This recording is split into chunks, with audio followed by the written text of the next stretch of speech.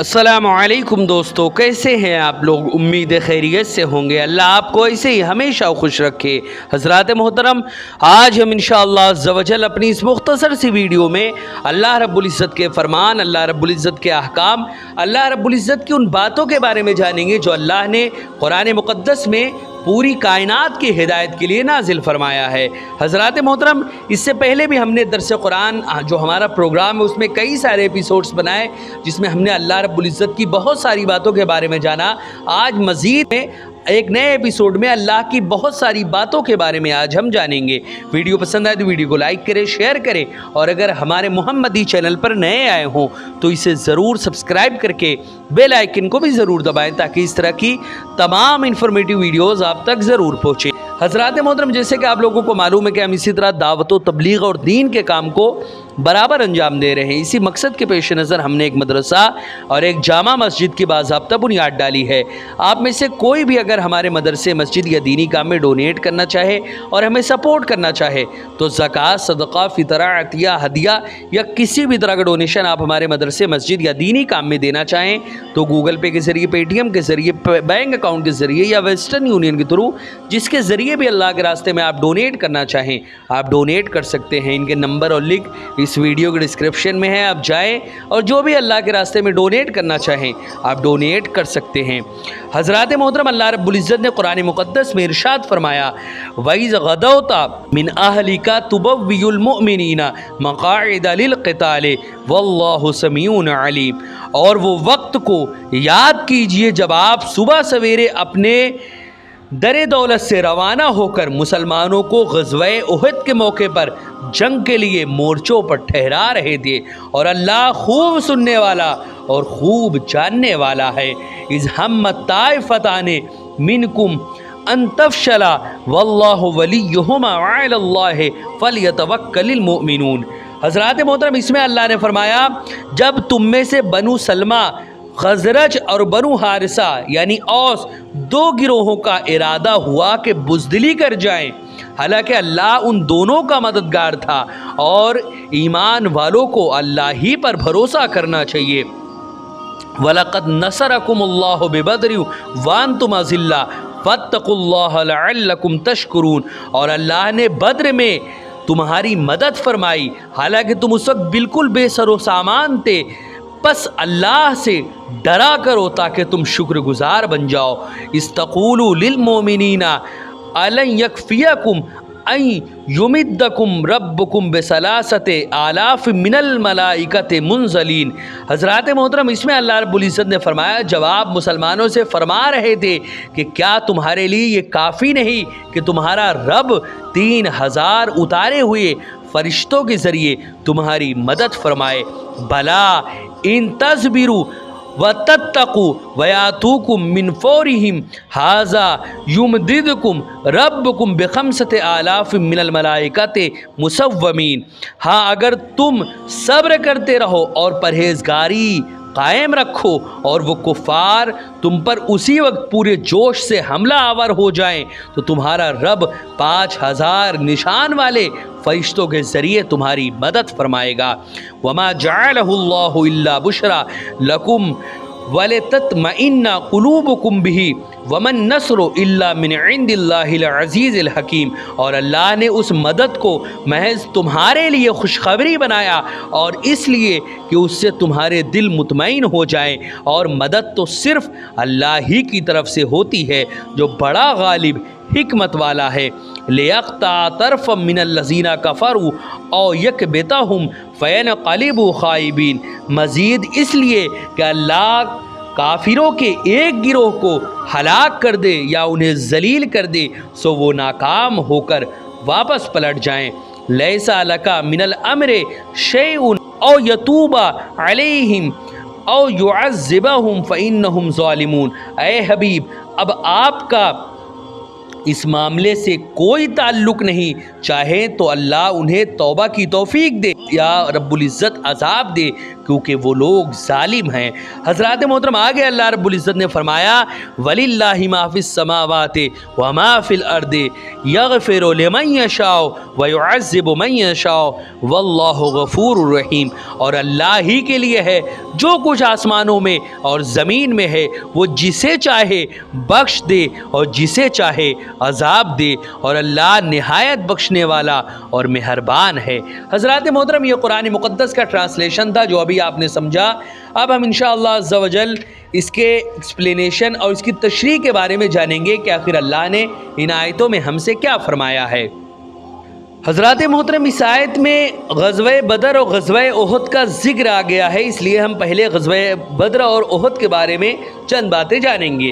حضرت امام ابن ہشام بیان کرتے ہیں رسول اکرم صلی اللہ علیہ وسلم نے یہ سنا، یعنی حضرت ابن عباس رضی اللہ تعالیٰ عنہما بیان کرتے ہیں کہ جب رسول اکرم صلی اللہ علیہ وسلم نے یہ سنا کہ ابو سفیان شام سے مال تجارت کا، یعنی سیریا سے ایک تجارت کا ایک قافلہ لے کر آ رہا ہے، تو رسول اکرم صلی اللہ علیہ وسلم نے مسلمانوں کو بلایا اور فرمایا یہ ابو سفیان ہے جو اپنے قافلہ سمیت واپس آ رہا ہے، نکلو شاید اللہ تعالیٰ ان کے اموال ہمیں عطا فرمائے۔ اس قافلے میں ابو سفیان کے ساتھ 40 آدمی تھے اور مکہ کے سرداروں میں سے عمرو بن عاص تھے۔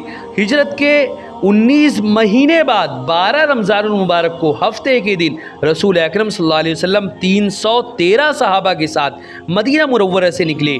مجاہدین صحابہ کے پاس 2 گھوڑے، 60 زرہیں اور اسی طرح 80 اونٹ تھے، باقی صحابہ پیدل تھے۔ رسول اکرم صلی اللہ علیہ وسلم نے 3 آدمیوں کے لیے 1 اونٹ مقرر کر دیا جس پر وہ باری باری سواری کرتے۔ آپ نے اپنے آپ کو بھی اسی اصول سے، یعنی جو اصول آپ نے دوسرے کے لیے بنایا تھا وہی اصول آپ نے اپنے لیے بھی بنائے رکھا۔ آپ کے ساتھ جو 2 صحابہ تھے انہوں نے عرض کیا یا رسول اللہ ہماری جو باری ہے اس پر بھی آپ ہی سوار رہیں، ہم پیدل چلیں گے۔ رسول اکرم صلی اللہ علیہ وسلم نے فرمایا سنو، تم دونوں نہ مجھ سے زیادہ قوی ہو نہ میں تم سے زیادہ اجر سے مستغنی ہوں۔ جب ابو سفیان حجاز کے قریب پہنچا تو وہ آنے جانے والوں سے نبی کریم صلی اللہ علیہ وسلم کے متعلق خبریں معلوم کرتا تھا۔ اسے بعض سواروں نے بتایا کہ سیدنا محمد صلی اللہ علیہ وسلم تم پر اور تمہارے قافلے پر حملہ کرنے کے لیے روانہ ہو چکے ہیں۔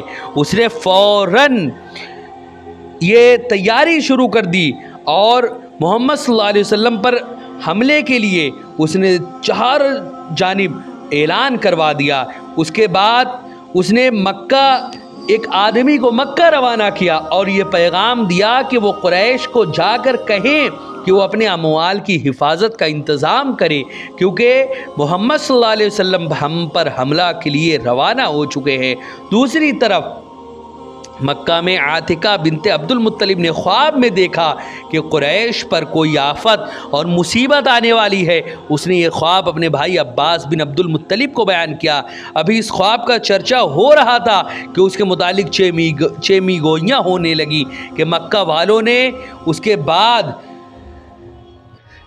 زم بن عمر غفاری کی چیخ پکار سنی۔ اس نے اپنے اونٹ کی ناک اور کان کاٹ دیے تھے، کجاوا کو الٹا کر دیا تھا اور اپنی قمیص پھاڑ ڈالی تھی، اور وہ چیخ چیخ کر کہہ رہا تھا کہ اپنے اس قافلے کو بچاؤ جس پر تمام مکہ والوں کے مال و دولت لدے ہوئے ہیں۔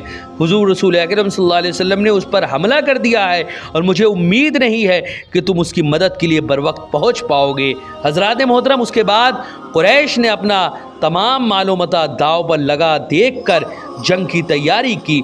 جب انہوں نے عزم سفر کیا تو قریش مکہ کی فوج کی تعداد جو تھی وہ 950 تھی۔ ان کے پاس 100 گھوڑے تھے جن پر 100 زرہ پوش سوار تھے۔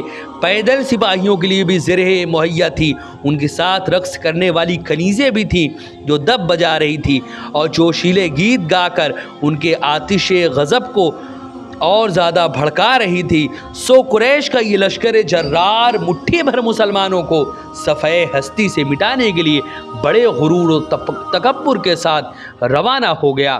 حضرات محترم آخر کار یہ جنگ کے لیے جب یہ لوگ گئے تو ان کا انجام کیا ہوا یہ پوری دنیا جانتی ہے۔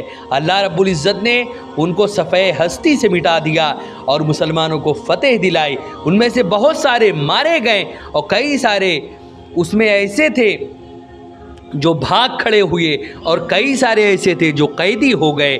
حضرات محترم، آخرکار اللہ رب العزت نے اس میں مسلمانوں کو یعنی جنگ بدر میں کامل فتح عطا فرمائی۔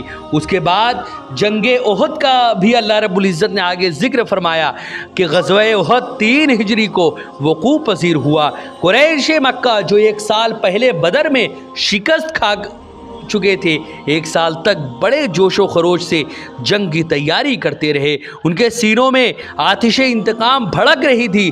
5 شوال 3 ہجری کو رسول اکرم صلی اللہ علیہ وسلم کو یہ اطلاع ملی کہ کفار قریش کا لشکر مدینہ منورہ کے قریب پہنچ چکا ہے۔ صبح کو آپ نے مہاجرین، انصار اور عبداللہ ابن ابی ابن سلول سے مشورہ کیا کہ مہاجرین، اکابرین، انصار اور عبداللہ ابی کی یہی رائے تھی کہ شہر میں پناہ گزین ہو کر مقابلہ کیا جائے، لیکن انصار کے نوجوانوں کی رائے یہ تھی کہ شہر سے باہر نکل کر دشمن کا مقابلہ کیا جائے۔ رسول اکرم صلی اللہ علیہ وسلم زرہ پہن کر باہر تشریف لے آئے۔ ان لوگوں کو بعد میں افسوس ہوا کہ ہم نے رسول اللہ صلی اللہ علیہ وسلم کی مرضی کے خلاف اصرار کیا۔ ان نوجوانوں نے اپنی رائے سے رجوع کر لیا، لیکن آپ نے فرمایا نبی کی یہ شان نہیں کہ وہ ہتھیار پہن کر اتار دے۔ حضرات محترم، کفار قریش جو کہ آ چکے تھے بالکل قریب، قریش کے مکہ نے بدھ کے دن مدینہ کے قریب کوہ احد پر پڑاؤ ڈالا۔ رسول اکرم صلی اللہ علیہ وسلم جمعہ کے دن نماز جمعہ کے بعد 1000 صحابہ کے ساتھ شہر سے باہر نکلے۔ عبداللہ ابن ابی اپنے 300 ساتھیوں کی جمعیت لے کر آیا تھا، لیکن یہ کہہ کر واپس چلا گیا کہ سیدنا محمد صلی اللہ علیہ وسلم نے میرا مشورہ قبول نہیں کیا۔ اب رسول اللہ کے ساتھ صرف 700 صحابہ رہ گئے، جن میں 100 کے پاس زرہیں تھی۔ ان میں بھی کئی کم عمر صحابہ کو واپس کر دیا گیا۔ ان میں حضرت زید بن ثابت، حضرت برا بن عازب، حضرت ابو سعید خدری اور حضرت عبداللہ بن عمر رضی اللہ تعالیٰ عنہم بھی شامل تھے۔ رسول اکرم صلی اللہ علیہ وسلم نے احد کے پہاڑ کی پشت پر سب بندی کی۔ احد پہاڑ کی پشت کی طرف سے یہ خطرہ تھا کہ دشمن اس طرف سے حملہ نہ کر دے، اس لیے آپ نے وہاں حضرت عبداللہ بن جبیر کی زیر کمان 50 تیر اندازوں کا ایک دستہ مقرر کر دیا اور یہ حکم فرمایا کہ فتح ہو یا شکست وہ اپنی جگہوں سے نہیں ہٹیں گے۔ حضرات محترم، جنگ کی ابتدا اس طرح ہوئی کہ قریش کا علم بردار طلحہ جو سب سے نکل کر پکارا، مجھ سے کون مقابلہ کرے گا؟ حضرت علی اس کے مقابلے کے لیے نکلے اور زور سے اس پر تلوار سے حملہ کیا کہ دوسرے لمحے میں اس کی لاش خاک و خون میں تڑپ رہی تھی۔ طلحہ کے بعد عثمان نکلا اور وہ سیدنا حمزہ کے ہاتھوں مارا گیا۔ اس کے بعد عام جنگ شروع ہو گئی۔ حضرت حمزہ، حضرت علی اور حضرت ابو دجانہ رضی اللہ تعالیٰ عنہم فوجوں کے اندر گھس گئے اور کفار کی صفیں الٹ دی۔ جبیر بن مطعم کا ایک حبشی غلام تھا جس کا نام وحشی تھا۔ جبیر نے اس سے وعدہ کیا اگر اس نے حمزہ کو قتل کر دیا تو اسے آزاد کر دیا جائے گا۔ وہ حضرت سیدنا حمزہ کی طاق میں لگا ہوا تھا۔ ایک بار حضرت حمزہ اس کے نشانہ کی زد پر آئے، اس نے طاق کر نیزہ مارا، وہ نیزہ جو تھا وہ آپ کی ناف کے آر پار ہو گیا۔ حضرت حمزہ لڑکھڑا کر گرے اور روح مبارک آپ کی پرواز کر گئی۔ حضرات محترم، بالآخر اس جنگ کا نتیجہ یہ نکلا کہ وہ جنگ جو تھی یہ بھی مسلمانوں کو اللہ رب العزت نے اس کو فتح کی صورت میں جنگ کا پورا معاملہ پلٹ دیا اور مسلمان اس میں فتح یاب ہو گئے تھے۔ لیکن حضور رسول اکرم صلی اللہ علیہ وسلم کا ایک حکم تھا کہ اس پہاڑی سے نہیں ہٹنا۔ وہ صحابیوں نے دیکھا کہ اب تو جنگ فتح ہو چکی ہے، اب یہاں پر رہنے کا کیا مطلب ہے؟ حضور صلی اللہ علیہ وسلم کے حکم کے خلاف ورزی کرتے ہوئے جیسے ہی وہ ادھر سے ہٹے، اس وقت خالد بن ولید اسلام نہیں لائے تھے اور کفار و مشرکین کی جانب سے وہ لڑ رہے تھے، اور اس طرف سے جب گھاٹی خالی ہو گئی، چند صحابی ہی وہاں پر باقی رہ گئے، تو ان لوگوں کی جانب سے ان لوگوں کی طرف خالد بن ولید جو ہے اپنے کافروں کا لشکر لے کر ادھر آ گئے اور ان سارے سپاہیوں کو، ان سارے صحابیوں کو قتل اور شہید کر دیا۔ اس کے بعد وہ حضور رسول اکرم صلی اللہ علیہ وسلم کی جانب پلٹے اور زبردست جنگ ہوئی۔ جنگ کا پورا رخ ہی پلٹ گیا۔ جو جنگ فتح ہو چکی تھی وہ پھر شکست کی صورت اختیار کر گئی۔ حضرات محترم آخرکار مسلمانوں کے پاؤں اکھڑ گئے اور یہ صورت جو تھی وہ بہت زیادہ ایک عجیب، ایک دردناک صورت تھی۔ آخرکار اللہ رب العزت نے ایسا معاملہ پلٹا کہ پھر فتح کی صورت یہ اختیار کر گئی یہ جنگ، اور مسلمانوں کو اللہ رب العزت نے فتح عطا فرمائی۔ حضرات محترم اس میں حضور صلی اللہ علیہ وسلم کافی زخمی ہو گئے تھے اور آپ کے دندارے مبارک بھی اسی میں شہید ہو گئے تھے۔ حضرات محترم انشاءاللہ عز و جل ہم نیکسٹ ایپیسوڈ میں مزید ایسی باتوں کے بارے میں ہم جانیں گے۔ ویڈیو پسند آئے تو ویڈیو کو لائک کریں، شیئر کریں، اور اگر ہمارے محمدی چینل پر نئے آئے ہوں تو اسے سبسکرائب کریں۔ السلام علیکم ورحمۃ اللہ وبرکاتہ۔